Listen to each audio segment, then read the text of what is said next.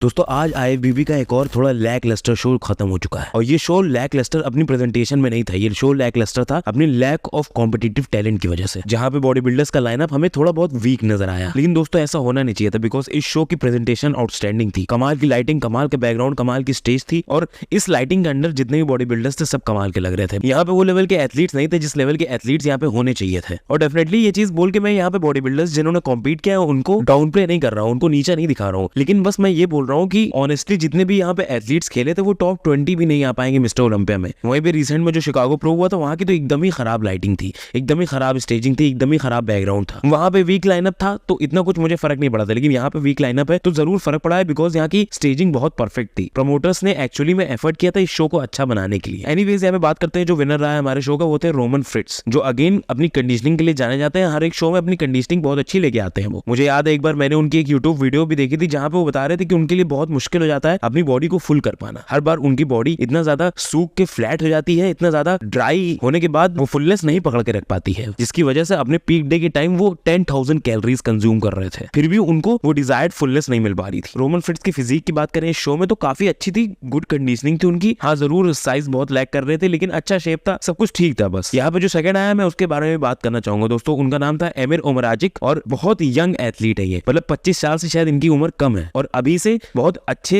Physique carry कर रहे हैं अपने फ्रेम पे। इनके पास बहुत टाइम है इंप्रूवमेंट करने के लिए, हो सकता है फ्यूचर में हमें ये एक बड़ा एथलीट उभरते हुए नजर आए। और साथ ही साथ इस शो में उनकी कंडीशनिंग भी बहुत ही कमाल की थी, इसकी वजह से टॉप 2 का जो कंपैरिजन था बहुत ही क्लोज मैचअप था। एनीवेज इसी के साथ हम लोग चलते हैं अपनी वीडियो की सेकंड अपडेट के ऊपर। दोस्तों यहाँ पे ब्रैंडन करी ने फाइनली अपनी अपडेट निकाल दी है, जहाँ पे उनका कैप्शन हम लोग को देखने को मिला कि mister Olympia 2023 is going to be spectacular. अब दोस्तों इस सेंटेंस से तो डेफिनेटली यही मतलब है कि इस ओलंपिया में वो बहुत अच्छी अपनी फिजिक दिखाने वाले, बहुत ज्यादा इंप्रूव नजर आएंगे। लेकिन दोस्तों इस अपडेट में क्या हम लोग को वो सारी चीजें दिख रही है? मेरे हिसाब से तो मुझे कुछ नहीं दिख रहा है पर्सनली। हमेशा से जैसे वो लगते हुए आ रहे थे वैसे ही यहाँ पे भी लग रहे हैं। कुछ मुझे बदलाव नहीं नजर आया उनकी फिजिक में, कुछ इंप्रूवमेंट नजर आई। अभी भी बहुत टाइम है शो में और उस हिसाब से उनकी कंडीशनिंग आगे है, लेकिन हर साल यही होता है, हर साल 15 to 16 वीक्स आउट में ऐसे ही कंडीशनिंग रखते हैं वो। लेकिन पता नहीं क्या हो जाता है, जब ओलंपिया का दिन आता है उस टाइम उनकी कंडीशनिंग एकदम ही खराब हो जाती है, एकदम ही स्पिल्ड आउट हो जाते हैं वो। दोस्तों लास्ट ओलंपिया की मुझे एक फुटेज याद है जहाँ पे ओलंपिया कॉम्पिटिशन होने के बाद ब्रैंडन करी ने अपनी ये फुटेज रिलीज की थी, जहाँ पे उन्होंने बताया था कि ये शायद फाइनल वीक की फुटेज है, जहाँ पे उनकी फिजिक बहुत ही ज्यादा डाइल्ड इन लग रही थी। लेकिन पता नहीं क्या हुआ, स्टेज पे बहुत ज्यादा वाटरी उनकी फिजिक हो गई थी दोस्तों। लेकिन सबसे ज्यादा उनको इंप्रूवमेंट की, सबसे ज्यादा उनको प्रोग्रेशन की, साइज की जरूरत है उनके लेग्स में, जो कि बहुत सालों से कांस्टेंट पड़ी हुई है, बिल्कुल भी नहीं चेंज हो रही, बिल्कुल भी इंप्रूवमेंट नहीं नजर आ रही हम लोग को। जिसके चलते मेरे ओपिनियन के हिसाब से उनका एक और मिस्टर ओलंपिया जीत पाना मेरे लिए तो बहुत मुश्किल हो रहा है देख पाना। आप लोग क्या लगता है कि इस साल ब्रैंडन करी टॉप 6 में भी प्लेस हो पाएंगे कि नहीं? आप लोग कमेंट्स में बताइए। वैसे मेरे प्रेडिक्शन के हिसाब से तो वो टॉप 6 में थे, लेकिन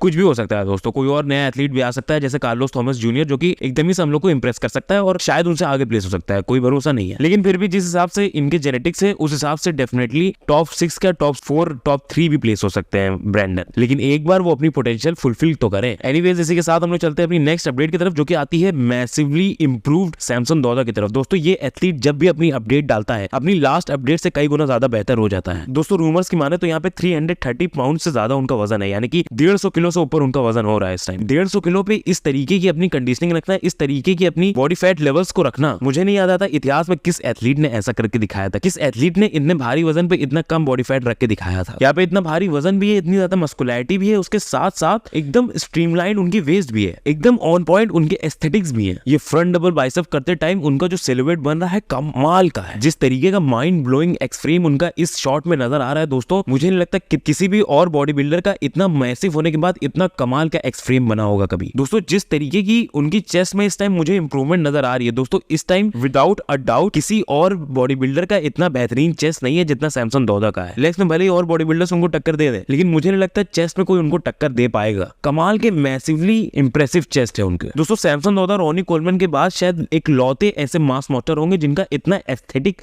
इतना कमाल का चेस्ट रहा है। और दोस्तों साथ ही में बात करते हैं इस मोस्ट मस्कुलर की, आई मीन क्रेजी लग रहा है ये मोस्ट मस्कुलर, जिस तरीके का उनका चेस्ट फूल रहा है, जिस तरीके की उनकी डेल्ट्स में राउंडनेस हम लोग को नजर आ रही है, जिस तरीके के उनके लेग्स मैसिव नजर आ रहे हैं। आई थिंक सैमसन दौदा इस ओलंपिया के लिए एक बहुत ही डेंजरस एथलीट होंगे। वो एकदम छिली हुई फिजिक लेके आएंगे, मुझे बहुत ज्यादा इस चीज के चांसेस लग रहे हैं कि वो शायद मिस्टर ओलंपिया भी बन सकते हैं। भले ही मैं उनको चुनूंगा नहीं एज अ मिस्टर ओलंपिया अपने प्रेडिक्शंस में, लेकिन इस बात में कोई दो राय नहीं है कि वो बहुत आराम से चाहे अपनी कंडीशनिंग नेल करके वो ये शो जीत सकते हैं। मस्कुलैरिटी की बात करें, सबसे ज्यादा मस्कुलैरिटी उन्हीं के पास है इस टाइम। दोस्तों कौन दूसरा एथलीट है जो 330 पाउंड पे इस लेवल की हार्डनेस पकड़ के चल रहा है? मुझे नहीं लगता कोई भी और एथलीट है, और ना हमने कभी ऐसा कोई और एथलीट देखा था। इसी के साथ दोस्तों आप लोगों का क्या मानना है, इस साल के ओलंपिया में क्या सैमसन दोदा को कोई भी टॉप 3 से बाहर निकाल पाएगा कि नहीं? दोस्तों इसी के साथ हम लोग चलते हैं अपने दूसरे एथलीट की तरफ, जो कि इसी हफ्ते के एंड में हम लोग को स्टेज पे दिखने वाले हैं, हंटर लब्राडा। दोस्तों यहाँ पे मैं उनका कैप्शन पढ़ के आप लोग को सबसे पहले सुनाना चाहूंगा। यहाँ पे वो कैप्शन में ये बताते हैं कि उनको ये सोच के बहुत अच्छा लगता है कि अगले हफ्ते के बीच ये उनका सबसे वर्स्ट लुक होने वाला है। वो कहते हैं कि अगर अभी वो टैन लगा के स्टेज पे उतर जाए तो शायद पिछले जितने भी उन्होंने वर्जन अपने स्टेज पे दिखाए हैं उन सबसे ज्यादा बेहतर यहाँ पे हम लोग को दिखे। जहाँ पे बाकी के कैप्शन उतना कुछ इंपॉर्टेंट नहीं है दोस्तों, यहाँ पे मेन चीज यही है कि उनके खुद मानना यही है कि अभी तक की उनकी सबसे बेस्ट फिजिक है। क्या वो सही बोल रहे हैं या वो कहीं ना कहीं अपनी ज्यादा तारीफ कर रहे हैं? दोस्तों मेरा पर्सनली ये ओपिनियन है कि यहाँ पे बहुत ही ज्यादा बेहतरीन लग रहे हैं हंटर। दोस्तों इससे पहले जब मैंने अपडेट दी थी हंटर लब्राडा की, वो 4 वीक्स आउट थे, और मैंने वहीं पे बोल दिया था कि अभी जैसी उनकी फिजिक नजर आ रही है वैसे शायद हम लोग को कभी भी प्रेप के दौरान नहीं लगी थी, स्पेशली 4 वीक आउट पे तो कभी नहीं लगी थी। पहली बार शायद हम लोग यहाँ पे हंटर लब्राडा की फिजिक में इतना कमाल का क्रिसमस ट्री देख पा रहे हैं। मैं ये चीज जरूर बोलना चाहूंगा कि यहाँ पे उनकी फिजिक ओवरऑल थोड़ी फ्लैट लग रही है, स्पेशली ये साइड चेस्ट में उनकी जो चेस्ट है वो कहीं ना कहीं दबी जा रही है। लेकिन जैसा कि उन्होंने खुद बोला कि ये हफ्ते में वो ये लुक के साथ सबसे वर्स्ट लग रहे हैं। दोस्तों इसका मतलब ये है कि अभी उनका पीक वीक शुरू होगा, अभी उनकी फिजिक में वापस से वो फुलनेस ऐड करना चालू करेंगे। और दोस्तों मैं इस बार डेफिनेटली बहुत ज्यादा एक्साइटेड हूँ हंटर लब्राडा को स्टेज पे देखने के लिए। वैसे तो हमने किसी भी और बॉडी बिल्डर का नाम नहीं सुना है जो बड़ा एथलीट है जो हंटर लब्राडा के अगेंस्ट हम लोग को टेम्पा प्रो में दिखने वाला है। आई थिंक कोई होता भी तो शायद हंटर लब्राडा उसको हरा ही देते, बिकॉज बहुत ही ज्यादा फिनोमिनल यहाँ पे अपनी फिजिक को लेके आने वाले हैं, और मैं बहुत ज्यादा एक्साइटेड हूँ उनको स्टेज पे उतरते हुए देखने के लिए। आप लोग भी है कि नहीं? आप लोग डेफिनेटली कमेंट्स में बताइएगा। दोस्तों अब हम यहाँ चलते हैं अपनी वीडियो की नेक्स्ट अपडेट की तरफ। यहाँ पे हमारी नेक्स्ट अपडेट आती है क्लासिक फिजिक एथलीट के ऊपर, जो कि है टेरेंस रफिन्स। दोस्तों रिसेंटली हम लोग को वो एक गेस्ट पोजिंग करते हुए नजर आए, जहाँ पे हम लोग को उन्हीं के साथ एंटोन वेओन भी दिखे। लेकिन हम लोग दोस्तों एंटोन की बात नहीं करेंगे इस वीडियो में, यहाँ पे हम लोग को स्ट्रिक्टली बात करनी है टेरेंस के ऊपर। दोस्तों इस साल के ओलंपिया में काफी डिसअपॉइंटिंगली वो 6th पोजीशन पे प्लेस हुए थे, जहां इससे पहले वो हर साल 2nd पोजीशन पे प्लेस होते हुए आ रहे थे। दोस्तों काफी लोग टेरेंस को फ्यूचर मान रहे थे क्लासिक फिजिक का, लेकिन जिस तरीके से उन्होंने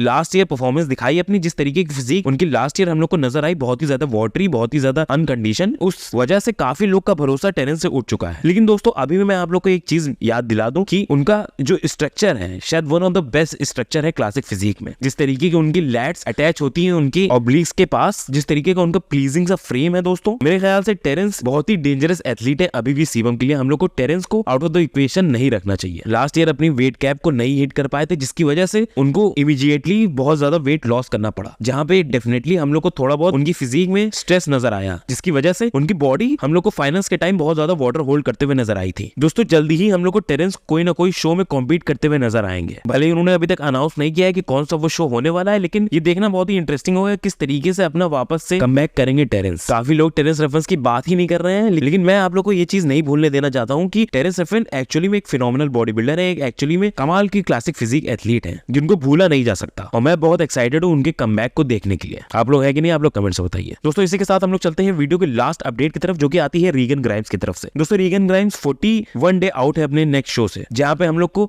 वो सामना करते हुए नजर आएंगे गुड वीटो का। दोस्तों यहाँ पे बात करते हैं रीगन ग्राइम्स की फिजिक की। हम लोग को याद हो तो 2021 के ओलंपिक के बाद से वो अपनी फिजिक में कांस्टेंट इंप्रूवमेंट करते हुए आ रहे थे, जहां पे बीच में हम लोग को उनकी एक भी इंप्रूवमेंट की पिक्स नहीं देखने को मिली। लेकिन अब जब वो अनाउंस कर दिए अपना शो, तब से हम लोग को उनकी बहुत ढेर सारी फिजिक अपडेट देखने को मिल रही है, जहां पे डेफिनेटली हम लोग को प्रोग्रेस नजर आ रहे हैं। वो अब कितने, ये तो हम लोग को जब वो कंपटीशन में उतरेंगे तब पता चलने वाला है। यहाँ पे उनके चेस्ट और शोल्डर्स डेफिनेटली इंप्रूव लग रहे हैं, लेकिन जिसकी मुझे चिंता है, जिसके लिए मैं एक्चुअली में वरीड हूँ, वो है उनके लेग्स। दोस्तों हमेशा से उनका क्रिटिसिज्म सबसे ज्यादा लेग्स की तरफ रहा है जजेस का, और आपके दिमाग में ये सवाल डालती है कि क्या उनके लेग्स एक्चुअली में इंप्रूव भी हुए हैं कि नहीं। और यहाँ पे हम लोग को वो गुड वीडियो के अगेंस्ट दिखने वाले हैं, जिनकी अगर हम लोग लेग्स की बात करें तो बहुत ज्यादा आउटस्टैंडिंग है उनके लेग्स, और रीगनी की तरह कमाल का स्ट्रक्चर भी है गुड वीडियो का। गुड वीडियो के बाद ज्यादा साइज भी है, तो शायद जब वो शो में कॉम्पीट करेंगे रीगन, वो शो को जीत पाना रीगन के लिए बहुत मुश्किल होगा। लेकिन दोस्तों कुछ भी हो सकता है, क्योंकि रीगन ग्राइम्स है मिलो सार्चेव की एथलीट, और मिलो सार्चेव जानते हैं किस तरीके से एस्थेटिक बॉडी बिल्डर्स को कमाल की प्रोग्रेस कराना है, जिस तरीके से उन्होंने सैमसन दोदा को प्रोग्रेस कराई है। मैं मान रहा हूँ कि हर एक बॉडी बिल्डर अलग होता है, लेकिन हम लोग को हमेशा अपने बैक ऑफ द माइंड में ये चीज रखनी चाहिए कि हो सकता है रीगन हम लोग को जब स्टेज पे नजर आए तो कंप्लीटली शॉक कर दे हम लोग को। दोस्तों हम लोग को अक्सर इंस्टाग्राम एक पूरी कहानी नहीं सुनाता है, और स्टेज पे बहुत ही अलग होता है सब कुछ। इसी के साथ दोस्तों आज की वीडियो को हम लोग खत्म करते हैं। अगर आप लोग को वीडियो अच्छी लगी हो तो लाइक कर दीजिएगा, सब्सक्राइब कर दीजिए काफजिला हिंदी को, और बेल आइकन दबा दीजिए। चलिए आपसे अगली वीडियो मिलते हैं, तब तक के लिए बाय।